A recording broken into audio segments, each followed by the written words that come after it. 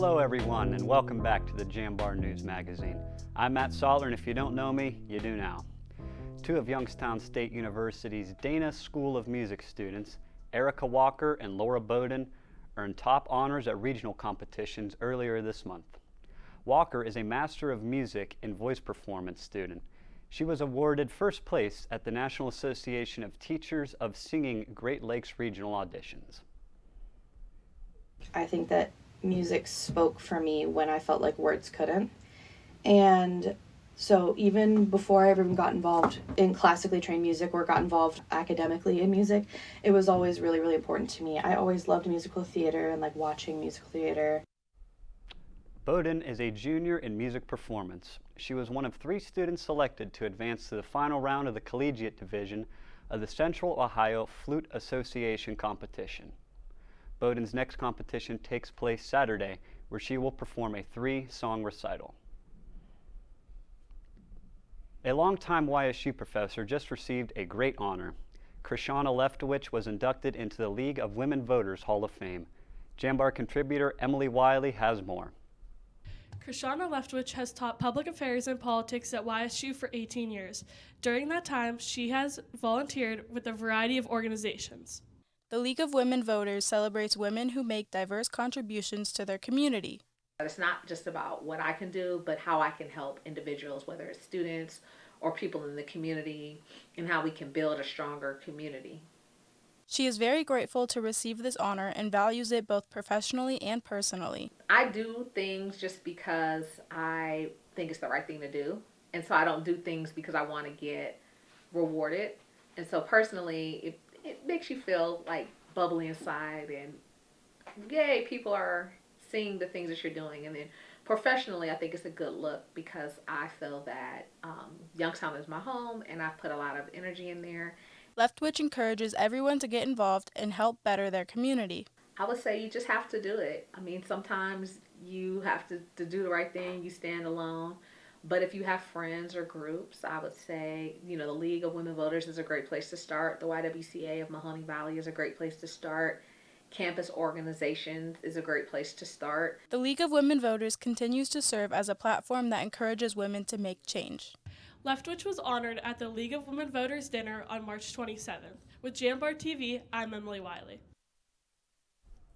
WYSU is now in their biannual WYSU Support Month. WYSU is a Youngstown State University licensed public radio station that has been serving the community with a jazz and classical music and general news broadcast for 55 years.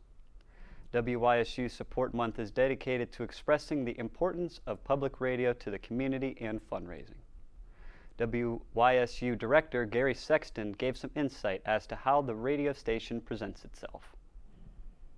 We spend the month making our case on the air, on our social media, about what the station provides to the community, what the station might provide to you as an individual person. Sexton also mentioned that a major part of what keeps WYSU functioning is the support from its members. He also said WYSU is always looking for new members. For more information about WYSU Support Month or how to become a member, go to wysu.org or tune into FM 88.5 on the radio. Ever heard of the X Culture Project? The program matches YSU students with international companies for consulting work. I have the details. Omar Gensch is an associate professor for the Department of Management and Marketing at the Williamson College of Business. He teaches the Principles of International Business class. So all business majors take this course, which means all students in the College of Business have this experience, participate in this project. Gensch says the X Culture Project gives students a hands-on experience in the real business world. So it's a real-life experience because students work on real companies and do a consulting work for these real companies. And these reports are read by the company managers, and students also have an opportunity to meet with these company managers. Gensch says the international part of the project is more interesting because they work with students in other cultures through different universities. The X Culture Project also boosts the students' resumes. We believe that this project makes our students more employable because they receive a certificate and also a recommendation letter based on their performance in the project. For Jambar TV, I'm Matt Soller. Thanks, Matt. Two YSU students did so well with the X project that they're invited to an international summit this summer. Leanne Harsha, senior marketing major, and James Delicio, junior business administration major, finished as finalists in the Global X Culture project that spanned the fall 2024 semester. Each were on one of the 14 teams selected as best teams. There were more than 1,100 projects submitted worldwide.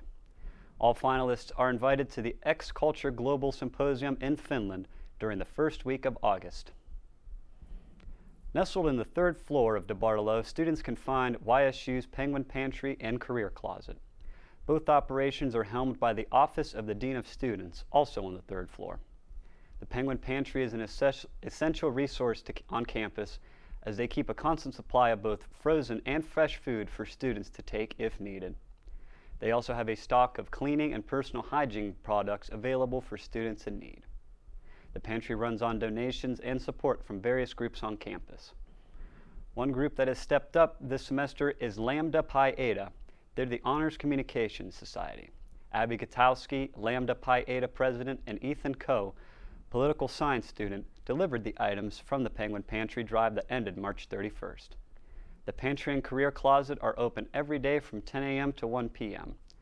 If someone needs access to the pantry outside of these hours, they can email dos@ysu.edu for more information. For more information, students can check out their website.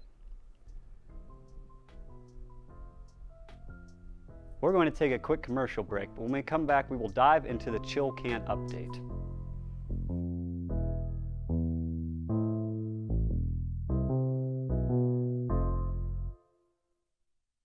All right, so who knows why? I know why. For starters, I'm getting a top-tier education without the price tag. Can you say that? Engineering, sports, music, business. I can do anything here. I'm getting my hands dirty, learning what my friends are only reading about. I'm part of something bigger here. I'm proud to bleed red and black. So yeah, I know why. It's not a question. It's the answer. Youngstown State University. Know why. We gon' push it to the limit, we gon' rise together, side by side to the finish. Down the ride forever, when we ride, we gon' ride together. So together we ride, certified. It's together we ride, we gon' push it to the limit. We gon' rise together, side by side to the finish. Down the ride forever, when we ride, we gon' ride together. So together we ride, certified. It's together we ride, we gon' push it to the limit. We gon' rise together, side by side to the finish. Down the ride forever.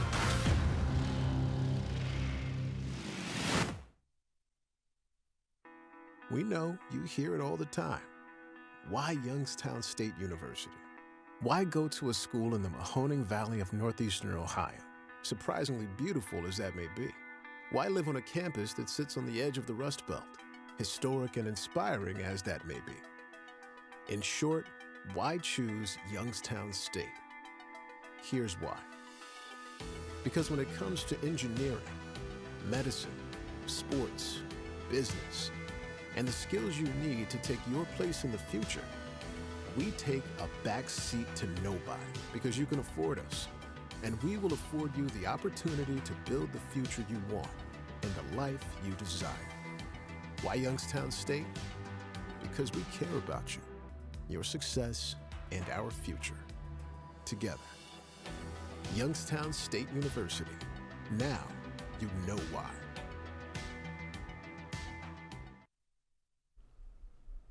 Welcome back. YSU had an opportunity for marketing dollars and new internships with the Chill Camp project, but that turned into broken promises. Jambar contributor Keon Eddington takes us through that failed project. The city of Youngstown reclaimed the Chill Camp plant just east of YSU last month on a bid of $1.3 billion after years of legal battles and unpaid agreements. The Chill Can plant, started in 2016 by Mitchell Joseph and his company, claimed it would produce the world's first self-chilling beverage can. Stephanie Gilchrist says Youngstown wanted a place for new innovation and jobs for the community. 2016. There was some interest in the land. There was connections, I assume, with the developer and this community, and they wanted to bring 250 jobs, introduce a new technology. As you know, we're a community really seeking to reintroduce ourselves from being a rest belt to a tech belt. And we've been doing great so far when it comes to technology. And so I think this was just another way for us to explore other options. Former YSU President Jim Tressel was a big supporter of the project. Tressel and developer Mitchell Joseph spoke on how the plant would benefit YSU, promising internships to YSU students and over 250 jobs for local residents. 2016 is when they did the groundbreaking for the facility. 2017 and 2018 is when we did not see much progress. And so we know what things happen in industries and things happen in life. So businesses are no different. So sometimes, there's a little delay. The goal was originally, again, to create 3 facilities for manufacturing in that space. The goal was to have it up and running by 2018 and to have 250 jobs. The city of Youngstown went all in, taking money from water funds and demolishing homes of local residents to fund the project. All was for naught, as the plant would never produce anything. After years of no progress, Youngstown had to act. After conversations and back and forth, our law department decided that would be the best way for us to try to regroup and recoup the investment that we made in the community in that business. So legal action was the best way for us to end up in the space that we are today. The YSU Athletic Department also fell victim to the failed project. Parent company West Coast Chill paid just over a third of its $300,000 sponsorship agreement. Now that it has obtained the sugarcane site, Gilchrist says Youngstown is discussing plans for the property. We have a vision that we're working through. We haven't made it public yet, but we are working through a vision. I think it just makes sense to make it a space that will, again, create jobs. In economic development, you always want to take the land that you have available, and you say if it's 100 acres, you want at least 5 jobs per acre. So when we look at that space, we want something that's going to bring us jobs, bring vibrancy, and bring stability and economic growth, and something that will bring us generational growth and wealth to our community. Youngstown learned a valuable lesson to keep up with the project as it's going on. The biggest lesson for us is just making sure that we are a part of every step of the planning process with that developer or business to make sure that they're successful and that they have the tools and skills they need to make something happen. Youngstown is currently listening to developers to make the property lively for the community. For Jambar TV, I'm Keon Eddington. Unfortunately, we're all out of stories and we're all out of time. Thank you so much for tuning in to the Jambar News Magazine. I'm Matt Soller, and if you don't know me, you do now. Stay safe, Penguins.